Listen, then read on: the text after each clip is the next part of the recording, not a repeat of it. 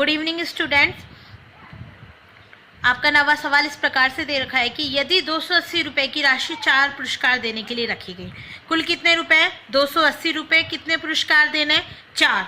ठीक है। फिर यदि प्रथम पुरस्कार के बाद का प्रत्येक पुरस्कार अपने ठीक पहले पुरस्कार से 20 रुपए कम है, ठीक है, तो प्रत्येक पुरस्कार की राशि ज्ञात करनी। जैसे हम उदाहरण के आधार पर अगर हम इस सवाल से समझे कि मान लो मैंने कुल रुपए दे रखे हैं कितने?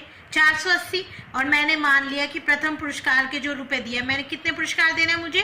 4। तो पहला पुरस्कार, दूसरा पुरस्कार, तीसरा पुरस्कार और चौथा पुरस्कार, चार स्थान निकाले मैंने। पहले स्थान पर जो पुरस्कार व्यतीत किया मैंने कितने रुपए का दिया? 150 रुपए का मैंने दे दिया, 150 रुपए का दिया। फिर वो बोल रहा है कि प्रथम पुरस्कार से जो अगला पुरस्कार होगा, मतलब दूसरा नंबर का पुरस्कार है, वो प्रथम नंबर के पुरस्कार से कितने रुपए कम है? 20 रुपए। पहले वाले कितना है? 150, उसमें से कितना कम कर दिया मैंने? 20। तो कितना दिया दूसरे वाले को? 130। फिर इसी प्रकार तीसरे वाले को दूसरे से 20 रुपए कम, अर्थात 130 में से वापस 20 घटा दिया, कितना आ गया? 110। इसी प्रकार चौथे को कितना दिया? 110, मतलब तीसरे वाले में से वापस 20 रुपए कम, तो कितना आ गया? 90। और इन सारे जो पुरस्कार है उनका सबका योग वो कितना होगा? 480। आपको भी पता है कि अगर 480 रुपए में से ही देना है तो उन्हीं में से चारों पुरस्कार देने होंगे। तो इस प्रकार से बांटा गया है कि चारों पुरस्कार कितने के बराबर हो जाएंगे? 480 के। ठीक है। अब हम अपने सवाल पे आते हैं कि सवाल में कुल कितने रुपए दे रखे हैं? 280, और कितने पुरस्कार बांटने? 4 पुरस्कार। कुल पुरस्कार की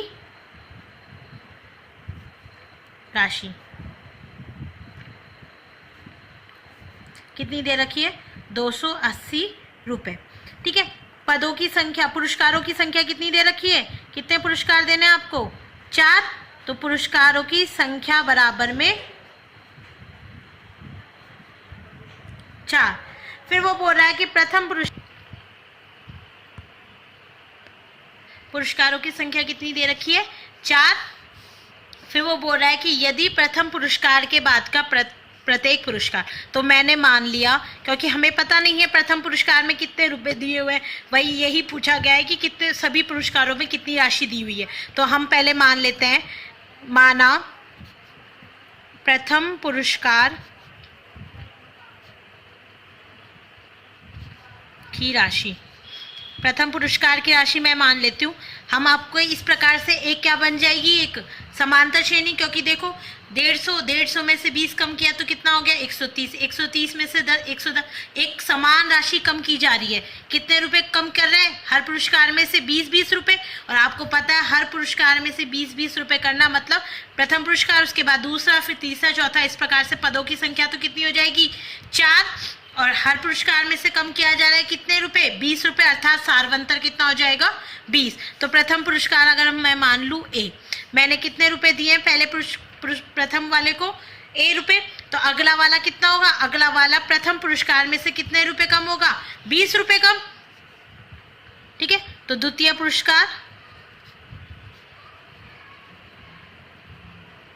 पुरस्कार की राशि कितनी हो जाएगी? A में से प्रथम पुरस्कार में से कितना रुपए कम? 20 रुपए कम। इसी प्रकार तृतीय पुरस्कार की राशि कितनी हो जाएगी? इससे पहले, ठीक पहले, मतलब द्वितीय आता है 3 से पहले, दूसरा, तो दूसरे के मजे से कितना रुपए कम? वापस 20 रुपए कम। कितना हो जाएगा? इस वाले में से वापस 20 घटा दिया तो कितना आ जाएगा? A - 40। इसी प्रकार चतुर्थ पुरस्कार, 4 पुरस्कार थे गिनती में, तो चारों पुरस्कारों की राशि ले ली हमने, प्रथम पुरस्कार की मानी, और सवाल के अनुसार जिस प्रकार से दिया गया है कि 20 रुपए कम है, हम 20 रुपए कम करते जा रहे हैं। तो एक में इससे 30 पहले वाला, तो A - 40 में से वापस 20 कम कर दिया तो कितना आ गया? A - 60। इस प्रकार से बन गया कि प्रथम पुरस्कार, द्वितीय, तृतीय और चतुर्थ कितने पुरस्कार हो गए? कुल 4 पुरस्कार। फिर वो बोल रहा है कि चारों पुरस्कारों की कुल राशि कितनी है? 280 रुपए। अब ये प्रकार देखो, इस प्रकार से एक सीरीज बन गई A, फिर दूसरा पुरस्कार कितना है? 100, A - 20, तीसरा A - 40, इसी प्रकार A - 60। तो ये एक समांतर श्रेणी बन गई, जिसका समांतर श्रेणी का जो प्रथम पद है वो कितना हो जाएगा? प्रथम पद तो ए ही है, और सार्वंतर कितने कितने रुपए का कम हो रहा है। सार्वंतर निकालने के लिए क्या करते हैं, द्वितीय पद में से प्रथम पद को घटा देते हैं। घटाया तो कितना आ गया 20 रुपए, कितने माइनस का 20, ठीक है। प्रथम पद ए, सार्वंतर माइनस का 20। फिर वो बोल रहा है कि इतने पुरस्कार, 4 पुरस्कार देने के लिए कुल राशि कितनी दे रखी है, चारों पुरस्कार की 280। अतः आपको पता है n पदों का योगफल का सूत्र, n पदों का योगफल Sn बराबर कितना होता है, n बटे में 2 a प्लस में n माइनस 1 इंटू डी, ठीक है। तो इस पद के योगफल से आप क्या निकाल सकते हो, इसका प्रथम पद a का मान ज्ञात कर सकते हो, या फिर आप डायरेक्ट भी जोड़ के भी a का मान ज्ञात कर सकते हो। तो पहले सबसे पहले n पदों का योगफल, हमें कितने पद दे रखे हैं, कितने पुरस्कार दे रखे हैं, 4। तो S4 बराबर n का मान कितना हो गया 4 बटे 2, 2 गुणा में a का मान प्रथम पद कितना है यहाँ पर a, प्लस में n का मान कितना है 4 माइनस 1, और d का मान कितना है माइनस का 20, यही दे रखा है।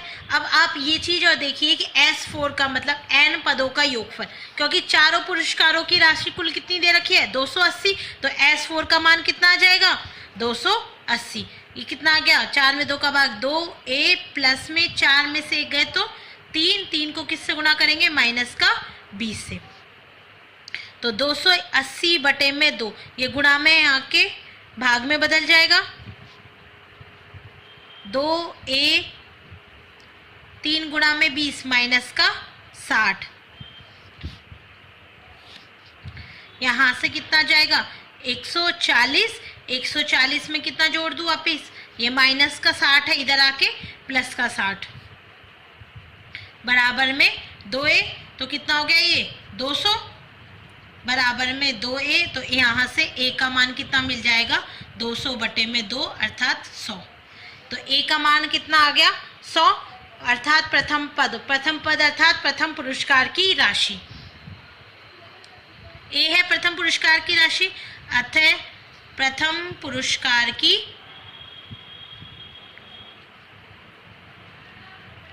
राशि a बराबर कितना आ गया 100। इसी प्रकार द्वितीय की निकाल लेंगे और इसी प्रकार तृतीय की। द्वितीय की कितनी आ जाएगी, द्वितीय पुरस्कार की राशि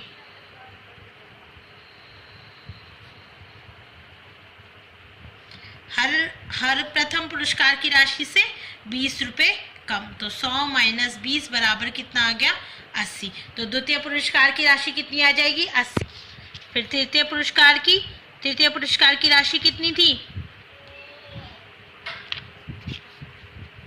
तृतीय पुरस्कार की राशि बराबर कितना था a माइनस का 40, अर्थात कितना हो जाएगा 100 में से 40 घटाए तो कितने रुपए का हो जाएगा 60 रुपए का। इसी प्रकार चतुर्थ पुरस्कार की राशि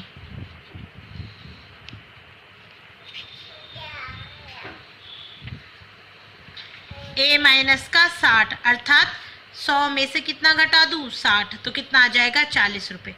इस प्रकार चारों पुरस्कार की राशि आ जाएगी। प्रथम कितनी आ जाएगी 100, द्वितीय 80, तृतीय 60 और चतुर्थ 40, ठीक है।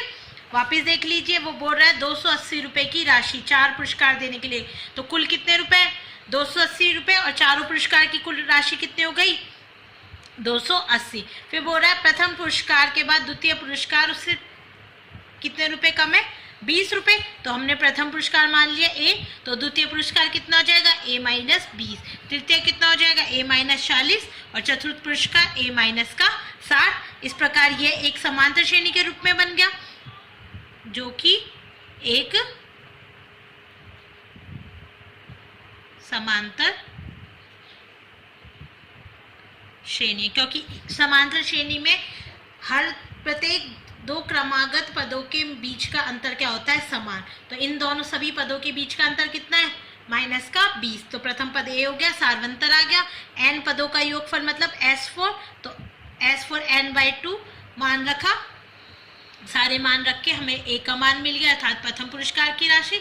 उसकी सहायता से हमने द्वितीय, तृतीय और चतुर्थ पुरस्कार की राशि ज्ञात कर ली। आगे आपका 10वां सवाल इस प्रकार से दे रखा है कि एक टेलीविजन सेटों का निर्माता है, ठीक है, वो बोल रहा है कि तीसरे वर्ष उसने कितने टीवी बनाए, उत्पादन करता है कितने टीवी का, 600 टीवी। 7वें वर्ष उसने कितने बनाए, 700 टीवी सेटों का उत्पादन करता है, यह मानते हुए कि प्रत्येक वर्ष उत्पादन में, हर वर्ष उत्पादन में वह एक समान रूप से एक निश्चित संख्या में वृद्धि होती है।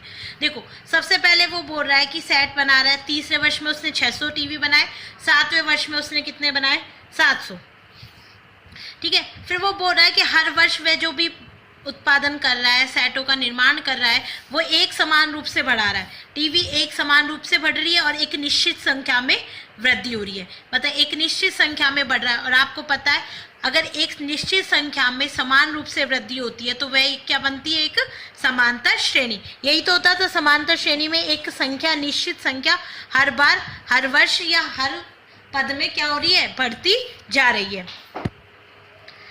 एक निश्चित संख्या में वृद्धि होती है। तो ज्ञात कीजिए प्रथम वर्ष में उत्पादन, 10वें वर्ष में उत्पादन और 7 वर्षों में कुल उत्पादन कितना होता है, ठीक है। तो सबसे पहले आपको समांतर श्रेणी बनानी होगी, क्योंकि वो बोल रहा है कि प्रत्येक वर्ष उत्पादन में एक समान रूप से एक निश्चित संख्या में वृद्धि होती है, अर्थात एक समांतर श्रेणी के रूप में होगा। और समांतर श्रेणी में तो सबसे पहले वो बोल रहा है तीसरे वर्ष कितनी टीवी बन रही है, 600 टीवी।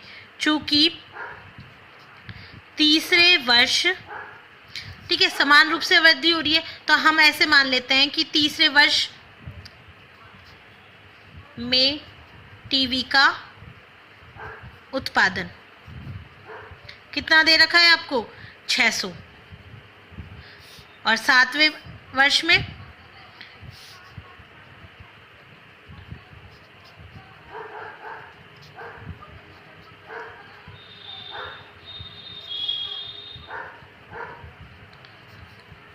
$700, ठीक है। अब ये बोल रहा है, अब ये प्रत्येक वर्ष में उत्पादन है, अर्थात एक समांतर श्रेणी बनेगी। अतः हम मान लेते हैं, अतः माना प्रथम वर्ष में उत्पादन, हर वर्ष कर रहा है तो पहले वर्ष में भी तो कुछ ना कुछ उत्पादन क्या होगा, तो मान लेते हैं कि माना प्रथम वर्ष में टीवी का उत्पादन कितने रुपए का, मान लिया मैंने कितना, ए टीवी का उत्पादन करता है, ठीक है। प्रथम वर्ष में मैंने मान लिया ए, क्योंकि एक समांतर श्रेणी बनेगी तो हम प्रथम पद क्या होता है, ए से प्रदर्शित करते हैं। आप कुछ भी मान सकते हो, मैंने मान लिया कि प्रथम वर्ष उसमें कितना उत्पादन किया, ए टीवी का प्रथम वर्ष कितना, और हर वर्ष वो उत्पादन में क्या एक समान रूप से वृद्धि कर रहा है, तो एक समान, एक निश्चित संख्या, तो प्रत्येक वर्ष तथा प्रत्येक वर्ष में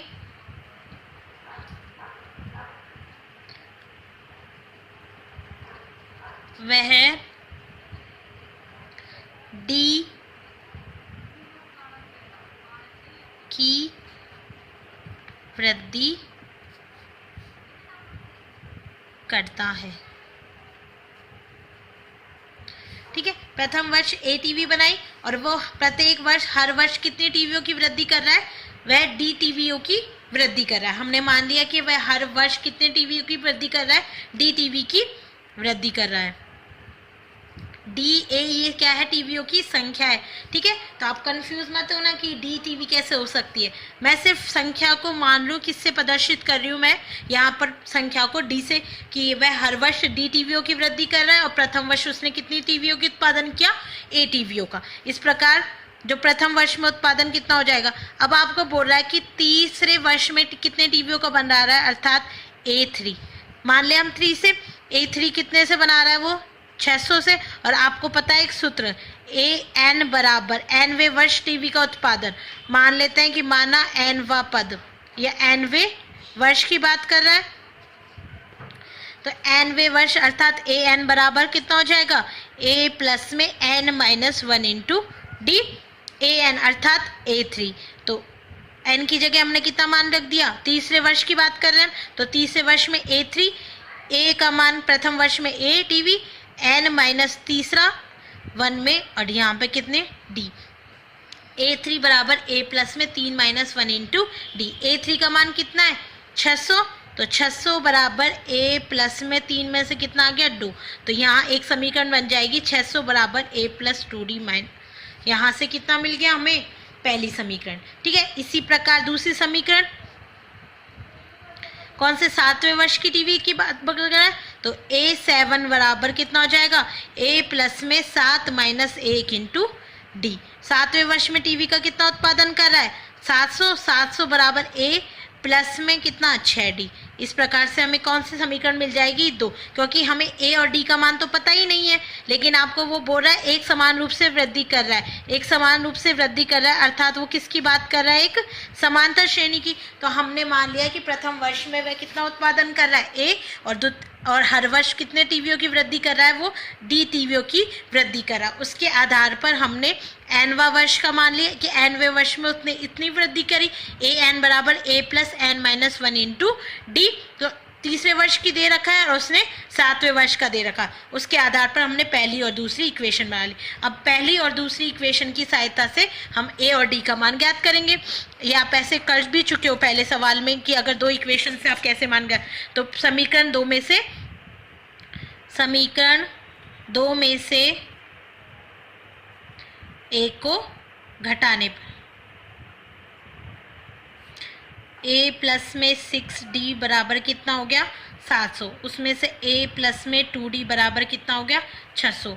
दोनों को घटा दिया तो यहाँ से A से कैंसिल हो गया, तो 0, 6 में से 2 गए तो कितना आ गया 4D बराबर कितना आ गया 100। यहाँ से हमें D मिल जाएगा, तो D बराबर 100 बटे में 4 अर्थात 25। हर साल वो कितने टीवीओं की वृद्धि कर रहा है 25 टीवीओं की। D का मान समीकरण 1 में रखने पर,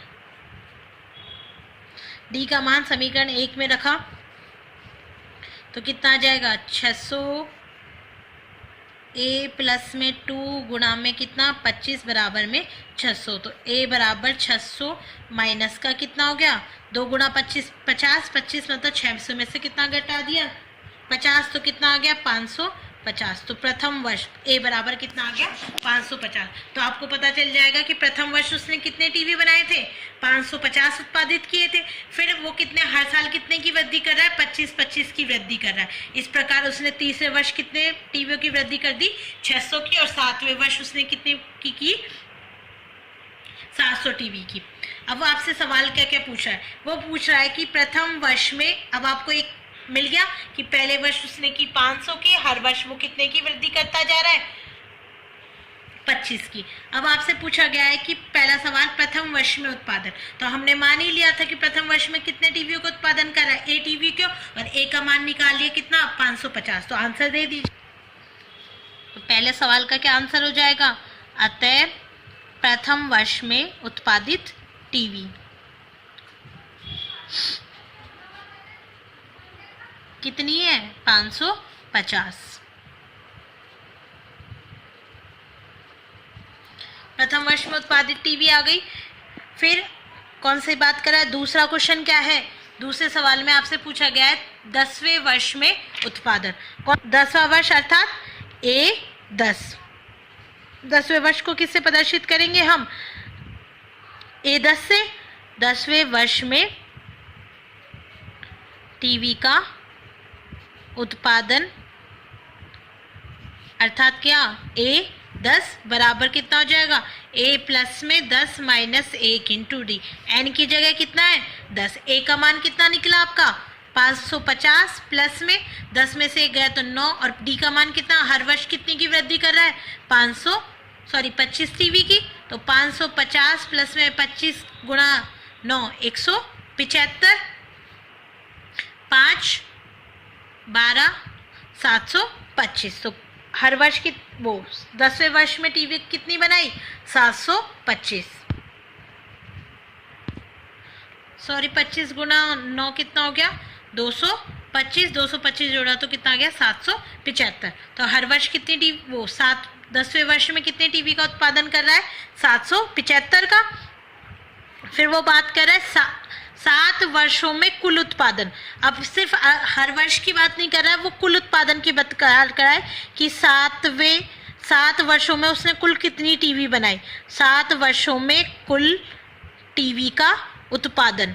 आपको पता है कुल निकालना हो तो क्या मतलब होता है, उन सब का जोड़। हर साल जो टीवी बनाई है उन सब का जोड़। तो 7 वर्षों में कुल टीवी का उत्पादन अर्थात कितना निकालना है आपको, S7 बराबर कितना हो जाएगा, n/2 a प्लस में 7 माइनस 2a प्लस में 7 minus 1 into D. S7 7 n की जगह कितना आ जाएगा 7, ठीक है। फिर 7 बटे में 2, a का मान कितना हो गया 550 प्लस में 7 माइनस 1 मतलब 6 और d का मान कितना हो गया 25। 7 बटे 2 550 गुणा 2 कितना हो जाएगा 55 इंटू 100 तो कितना आ गया 1100 प्लस में 25 गुणा में 6 150। 7 बटे 2 गुणा में 1100 और 150 कितना हो जाएगा 200 1250। तो 1250 गुणा में 7 बटे में 2 का भाग लगाया कितनी बार गया 625 बार। 625 गुणा में कितना 7 7 पंजू 35 7 दूनी 14 और 14 3 17 6 7 42 और 1 43। तो कितना आ गया 4375। 7 वर्षों में कुल कितनी टीवी बनाई उसने 4375, ठीक है। क्या बात कर रहा है प्रथम वर्ष में उत्पादित टीवी की। तो प्रथम वर्ष कितने टीवियों का उत्पादन किया जा रहा है, जितनी हमने मानी थी कि प्रथम वर्ष में कितनी मानी थी हमने a, और a का मान हमने समीकरणों की सहायता से निकाल ही लिया था, कितना आ गया था 550। फिर वो बात कर रहा है अगला 10वें वर्ष में उत्पादन टीवी। तो 10वें वर्ष अर्थात 10वें वर्ष की निकालनी है, अर्थात a 10 का मान निकालना है। a 10 बराबर a प्लस में 10 माइनस 1 इंटू डी। a और d का मान रखा, कितनी टीवी आ गई 775। फिर आगे सवाल में क्या बोल रहा है कि 7 वर्षों में कुल कितना उत्पादन किया गया है। कुल की बात कर रहा है मतलब योग होगा। तो योग का आपको पता है कि समांतर श्रेणी में पदों के योगफल का मतलब कितना निकालना होता है, S में SN n पदों का योगफल। यहाँ 7 पदों के योगफल की 7 वर्षों की बात कर रहा है। तो S7 बराबर कितना हो जाएगा 7 बटे 2 2a प्लस में 7 माइनस 1 इंटू डी। कौन सा वाला सूत्र लगा n/2 2a plus n minus 1 into D वाला। उस सूत्र की सहायता से a, d और n का मान रख दीजिए और 7 वर्षों में कुल उत्पादित टीवी का मान कितना हो जाएगा 4375, ठीक है। Thank you.